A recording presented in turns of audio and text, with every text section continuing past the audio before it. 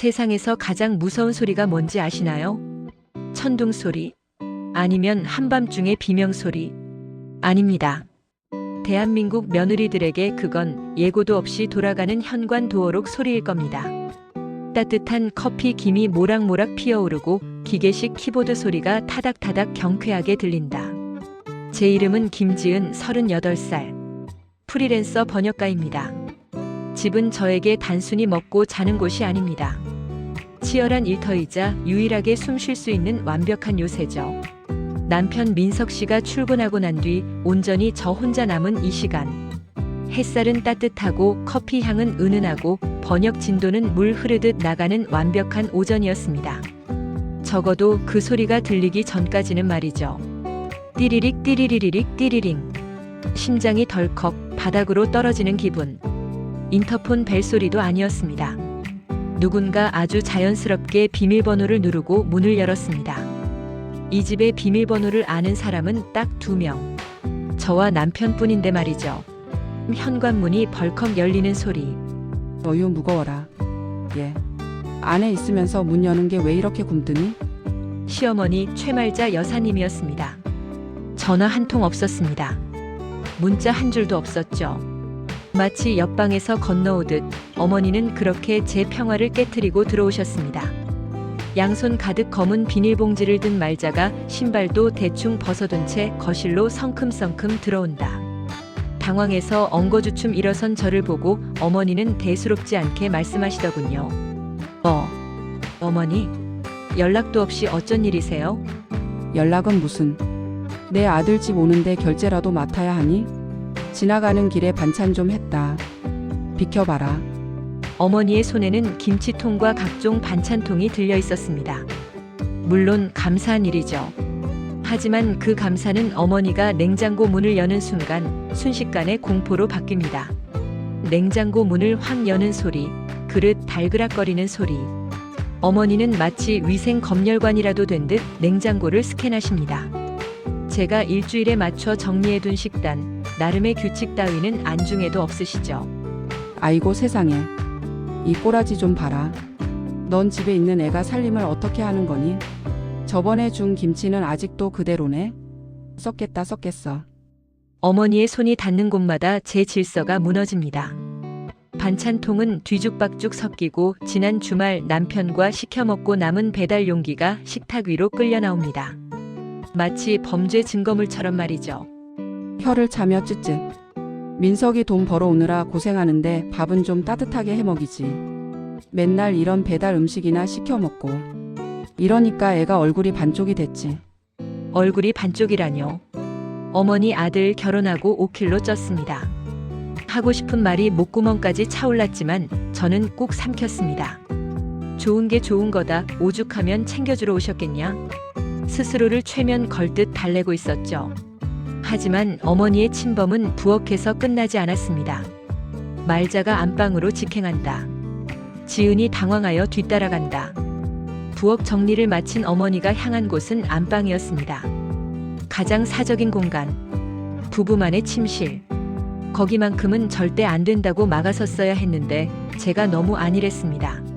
서랍장 드르륵 여는 소리. 빨래는 제때 좀 개라. 이게 뭐니 쌓여가지고. 어머니는 서랍장을 열어 남편의 속옷을 꺼내 들었습니다. 낡은 밴드를 손으로 튕겨보며 제 얼굴을 빤히 쳐다보셨죠. 지은아, 너 민석이 팬티 꼬라지 봐라. 구멍 나겠다. 남편 속옷 하나 제대로 안 챙기면서 넌 집에서 뭐하니? 번역인가 뭔가 한다고 유세 떠는 거냐? 순간 머리끝까지 피가 솟구치는 기분이었습니다. 단순히 잔소리를 들어서가 아니었어요. 나의 공간, 나의 시간, 나의 자존심. 모든 것이 발가벗겨진 채로 검사받는 기분.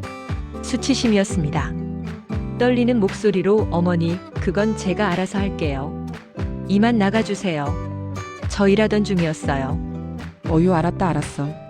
시어머니 무서워서 어디 말이나 붙이겠니? 간다가. 어머니는 그렇게 폭풍처럼 집을 휘젓고는 다 너희를 위해서다라는 명분을 남기고 사라지셨습니다. 남겨진 건 엉망이 된 냉장고와 너덜너덜해진 제 마음뿐이었죠. 퇴근한 남편 민석이 식탁에 앉아 어머니가 가져온 반찬을 맛있게 먹고 있다. 퇴근한 남편에게 오늘 있었던 일을 털어놓았습니다. 화가 나서 씩씩거리는 저와 달리 남편의 표정은 너무나도 해맑더군요. 그게 더 절망적이었습니다. 역시 엄마표 파김치가 최고야. 자기야, 이것 좀 먹어봐. 화 풀고. 민석 씨, 지금 파김치가 넘어가. 어머니 비밀번호 누르고 들어오시는 거 제발 좀 하지 말라고 해줘. 나 오늘 일 하나도 못했어. 심장이 벌렁거려서. 남편은 젓가락을 내려놓으며 세상에서 가장 이해 안 된다는 표정으로 저를 봅니다.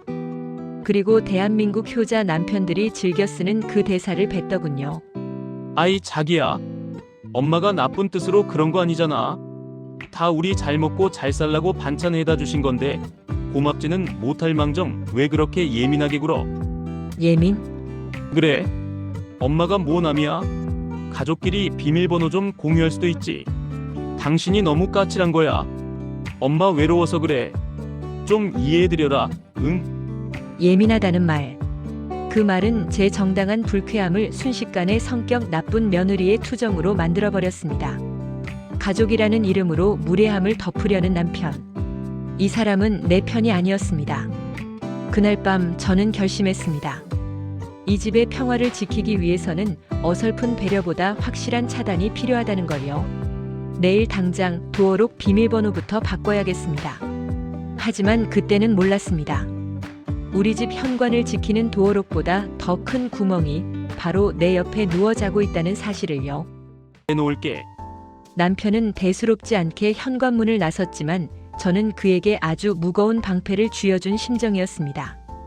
이 도어록이 제 공간을 지켜줄 수 있는 유일한 방패라고 믿었으니까요. 며칠간 집은 드디어 고요를 되찾았습니다. 공포의 도어록 소리는 들리지 않았고 저는 완벽하게 일에 집중할 수 있었습니다. 역시 벽을 세우는 것이 정답이었어. 저는 안도하며 긴장을 풀었죠. 그 순간 저는 잠깐 화장실에 들렀다가 샤워를 막 마치고 나왔습니다. 머리에 수건을 두른 채 거실을 지나치는데 현관문이 띠리링 울리는 소리, 그리고 문이 열리는 소리. 이전보다 더 충격적인 타이밍. 믿을 수 없었습니다. 심장이 다시 덜컥 내려앉았습니다. 비밀번호가 틀림없이 바뀌었는데 설마. 어휴, 무거워라. 왜 이렇게 문 열어주는 사람이 없니?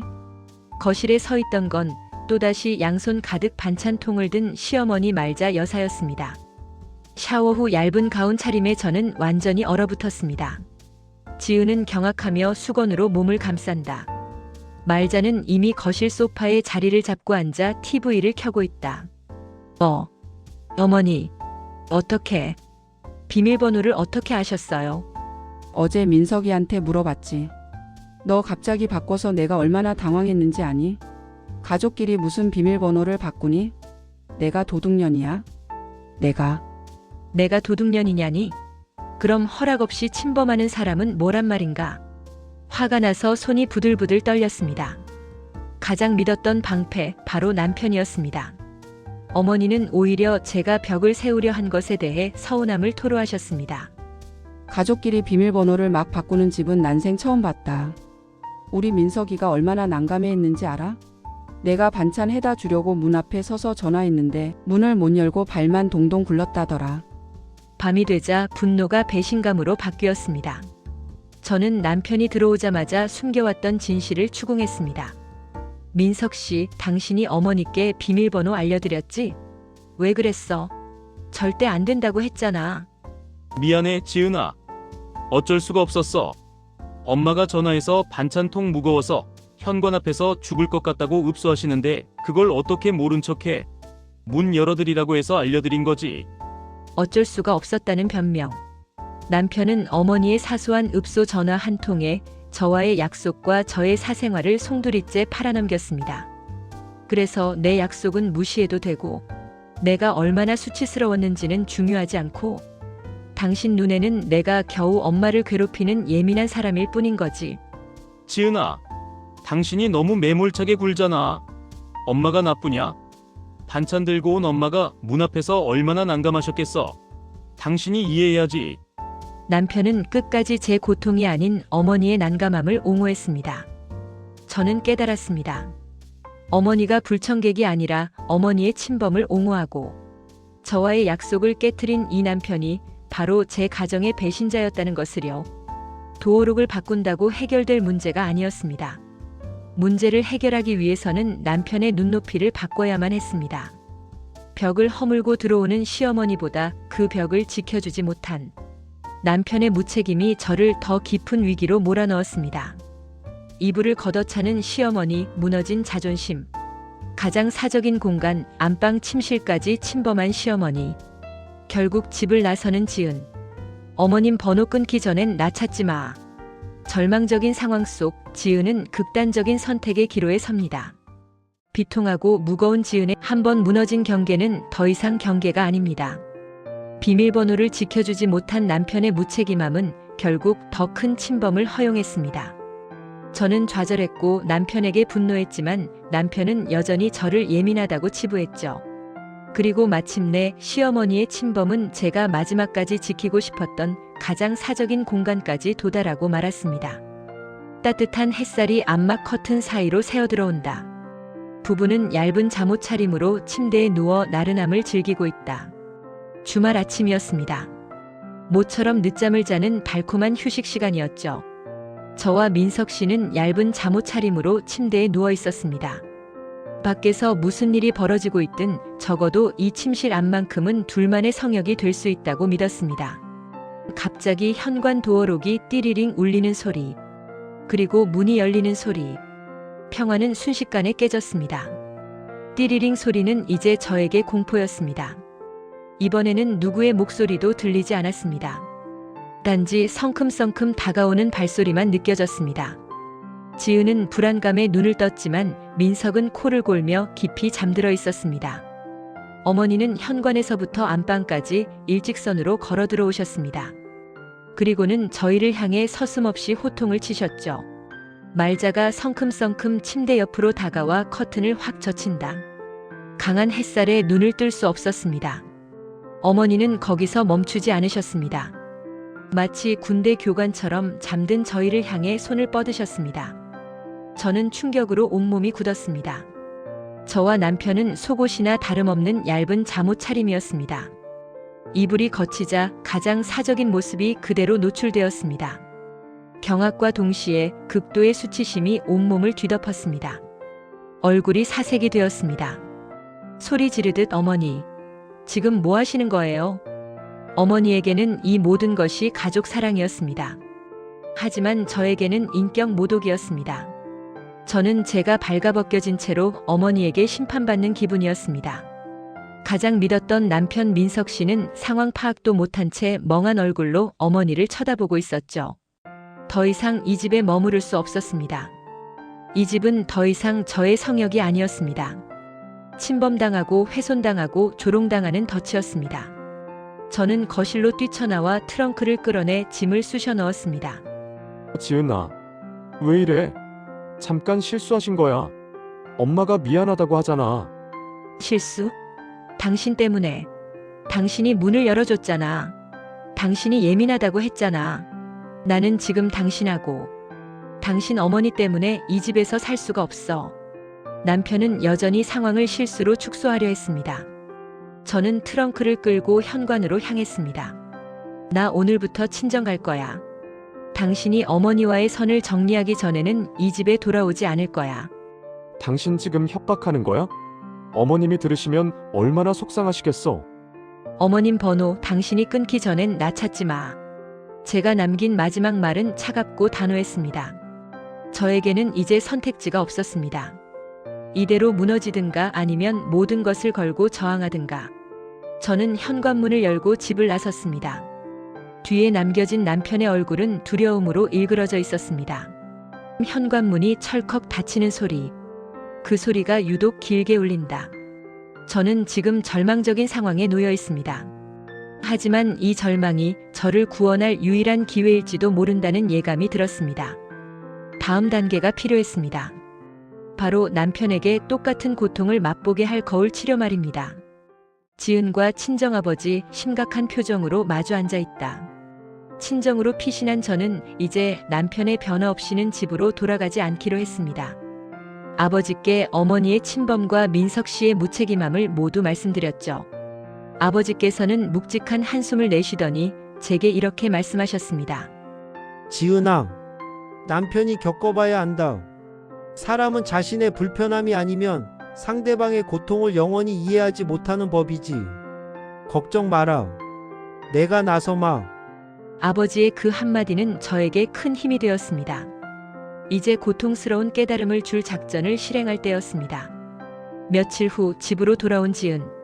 민석은 지은의 눈치를 살피는 중이다. 트레이닝복 차림으로 소파에 널브러져 게임을 하고 있다. 저는 아버지와의 작전을 실행하기 위해 집으로 돌아왔습니다. 남편은 여전히 어색함을 감추지 못하고 소파에 누워 게임에 몰두하고 있었습니다. 그는 이 상황이 얼른 종결되기를 바랄 뿐 자신의 근본적인 잘못은 외면하고 있었죠. 띠리릭 띠리리리릭 띠리링. 그때 다시 한번 그 공포의 소리가 울렸습니다. 민석 씨는 이번에는 시어머니가 아님을 알았을 것입니다. 누구세요? 벨 눌러주세요. 현관문이 드르륵 열리는 소리. 문을 열고 들어선 사람은 바로 제 친정아버지셨습니다. 속옷이 드러나는 트레이닝복 차림의 민석은 너무 놀라 소파에서 일어나지도 못하고 얼어붙는다. 장인어른은 들어오시자마자 민석 씨의 꼴을 보고 혀를 차셨습니다. 박서방, 이게 무슨 꼴인가? 아침부터 방구석에서 널브러져서 게임이나 하고. 자네 자세가 영 불량하네. 민석 씨는 얼굴이 새빨개져서 허둥지둥 옷을 가려보려 했지만 장인어른은 주저없이 다가오셨습니다. 자네 배가 이게 뭔가? 응. 30평생을 내 딸을 책임져야 할 가장이 자기 몸 관리도 제대로 못해서야 쓰겠나? 남편 속옷도 안 챙겨준다더니 살림이 이 모양이니? 민석 씨의 당황한 표정은 과거 시어머니에게 수치심을 느꼈던 제 모습과 똑같았습니다. 그날의 수치심이 지금 민석 씨에게 고스란히 전달되고 있었죠. 장인어른은 곧장 주방으로 가서 냉장고 문을 연다. 지은은 뒤에서 모든 것을 지켜보고 있다. 장인어른의 검열은 부엌에서도 멈추지 않았습니다. 시어머니의 복사본처럼 냉장고를 열어젖히셨습니다. 이거 봐라. 냉장고가 텅텅 비었네. 딸한테 번역일만 시키고 자네는 밥도 제대로 안 해먹이나? 사위가 돈을 시원찮게 벌어서 냉장고가 비었나 싶기도 하고. 민석 씨는 자신의 수입까지 지적받자 더 이상 참지 못하고 벌떡 일어섰습니다. 아버님, 지금 무슨 말씀을 그렇게 하세요? 저도 노력하고 있다고요. 이렇게 불쑥 찾아와서 저를 함부로 지적하시면 바로 이 순간이었습니다. 저는 남편이 과거 저에게 했던 말을 그대로 돌려줄 수 있는 완벽한 기회를 포착했습니다.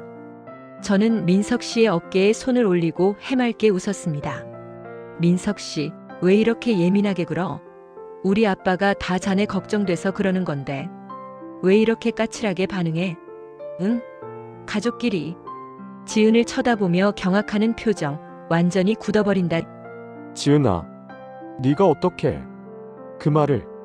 남편은 자신이 했던 말이 정확히 부메랑이 되어 돌아왔을 때의 충격에 말을 잇지 못했습니다. 예민하다, 가족끼리라는 단어가 주는 폭력이 어떤 것인지 그는 온몸으로 체험한 것입니다. 장인어른은 오래 머무르지 않는다는 점을 명확히 하고 민석에게 짐짓 점잖게 작별 인사를 한다. 박서방, 나는 이만 가네. 와서 보니까 자네 건강이 걱정돼서 해준 말일세. 지은이 잘 부탁하네 사위. 장인어른은 미련 없이 현관문을 닫고 돌아가셨습니다. 거실에는 저와 얼굴이 벌개진 채 멍하니 앉아있는 민석 씨만 남았습니다. 길고 무거운 침묵이 흘렀습니다. 지은아, 내가 진짜 미안해. 미안해. 내가 당신한테 얼마나 큰 잘못을 했는지 알겠어. 그는 진심이었습니다. 침범당한 수치심, 조롱당한 불쾌감, 그리고 자신의 무력함을 느낀 충격. 이 모든 감정을 겪은 후에야 그는 비로소 제가 왜 그렇게 예민하게 굴었는지 이해할 수 있게 된 것입니다. 지은이 민석의 손을 잡아준다. 눈빛은 따뜻하지만 단호함을 잃지 않는다. 거울 치료는 성공적이었습니다. 이제 남은 것은 남편이 용기를 내어 어머니와의 건강한 경계를 세우는 것입니다. 장인어른이 떠난 후 민석이 넋이 나간 채 소파에 앉아 있는 모습. 거울 치료는 고통스러웠습니다. 하지만 그 고통은 남편의 눈을 뜨게 했습니다. 장인어른의 짧은 방문은 민석 씨에게 자신이 방조했던 무례함과 침범이 얼마나 폭력적이었는지 뼈저리게 느끼게 했죠. 그는 얼굴이 벌개진 채로 한참을 멍하니 앉아 있었습니다. 민석이 지은에게 무릎을 꿇고 앉아 두 손을 잡는다. 지은아, 내가 당신한테 무슨 짓을 했는지 이제야 알겠어. 내가 어머니께 당신을 무방비 상태로 내버려뒀어. 당신의 수치심과 고통을 예민함이라는 단어로 무시했지. 정말 미안해. 용서해줘. 괜찮아, 민석 씨. 당신이 내 마음을 알아준 것만으로도 충분해. 하지만 사과만으로는 안 돼. 이제 당신이 우리 집을 지켜줄 차례야. 민석 씨는 고개를 끄덕였습니다. 그는 더 이상 비겁한 중간자가 아닌 저와 함께 집을 지키는 팀원이 될 준비가 되어 있었습니다. 민석이 용기를 내어 시어머니 말자에게 전화를 건다. 지은이 옆에서 조용히 응원한다. 가장 어려운 숙제가 남아 있었습니다. 민석 씨는 깊은 숨을 내쉬고 어머니께 전화를 걸었습니다. 목소리는 단호했지만 그 안에는 아들을 잃고 싶지 않은 진심이 담겨 있었습니다. 엄마, 저 민석이에요. 드릴 말씀이 있어요. 저희 집에 이제부터 예고 없는 방문은 절대 하지 말아주세요. 말자 전화기 너머 서운함과 당황이 섞인 목소리. 뭐? 너 지금 엄마한테 협박하는 거니? 내 마누라가 시키더냐? 지은이 이야기가 아니에요, 엄마. 이건 저희 부부가 함께 정한 규칙이에요. 앞으로 우리 집 올 때는 꼭 하루 전에 연락하고 오세요. 안 그러면 비밀번호 또 바꿀 거고, 그땐 저도 엄마한테 비밀번호 안 알려줄 거예요. 선을 지키는 것이 저희를 존중하는 일이에요. 어머니의 잔소리가 이어졌지만 민석 씨는 감정에 휘둘리지 않고 정중하게 대화를 마무리했습니다. 이 전화 한 통이 수년간 지속되었던 부조리한 관계를 끊어내는 단절의 끈이 되었습니다. 부부가 함께 현관 도어록 비밀번호를 바꾸고 포스트잇에 규칙을 적어 냉장고에 붙인다. 그날 밤 저희 부부는 함께 도어록 비밀번호를 다시 바꿨습니다. 숫자를 누르는 민석 씨의 손에 힘이 느껴졌습니다. 효과음 도어록 비밀번호를 함께 누르는 소리. 찰칵 하는 경쾌한 소리. 그리고 저희는 부엌으로 가서 둘만의 규칙을 적은 포스트잇을 냉장고에 붙였습니다. 이 메모는 단순히 규칙이 아니었습니다. 우리 부부가 서로의 공간을 지켜주겠다는 신뢰의 맹세였습니다. 지은이 다시 평화롭게 작업에 몰두하고 있다. 키보드 소리가 경쾌하다. 며칠 뒤 집은 다시 완벽한 평화를 되찾았습니다.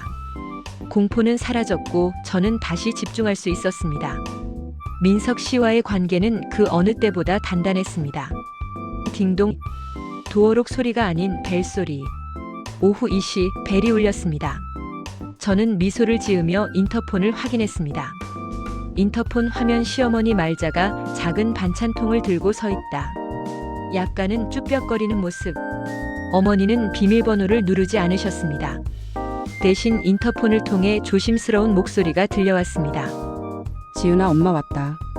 너희 파김치 좋아한다고 해서 좀 담아왔는데 지금 들어가도 되겠니? 지금 들어가도 되겠니? 이 5글자가 저에게는 수백 마디의 사과보다 더 큰 위로로 다가왔습니다. 어머니는 드디어 가장 중요한 존중을 배우신 것입니다. 환하게 웃으며 네 어머니. 들어오세요. 현관문이 열리고 어머니와 제가 마주 섰습니다. 이번에는 긴장감이 없었습니다. 다만 서로를 향한 배려와 존중만이 있었습니다. 우리 집 현관문은 이제 외부의 침입을 막는 방패가 아닌 사랑과 존중을 확인하는 경계선이 되어줄 것입니다. 가족이란 무조건적인 희생을 요구하는 관계가 아닙니다. 서로의 공간과 시간을 존중하고 선을 지켜주는 것. 그것이야말로 이 시대에 가장 필요한 진정한 사랑의 방식임을 깨달았습니다. 드라마 불청객의 비밀번호 끝.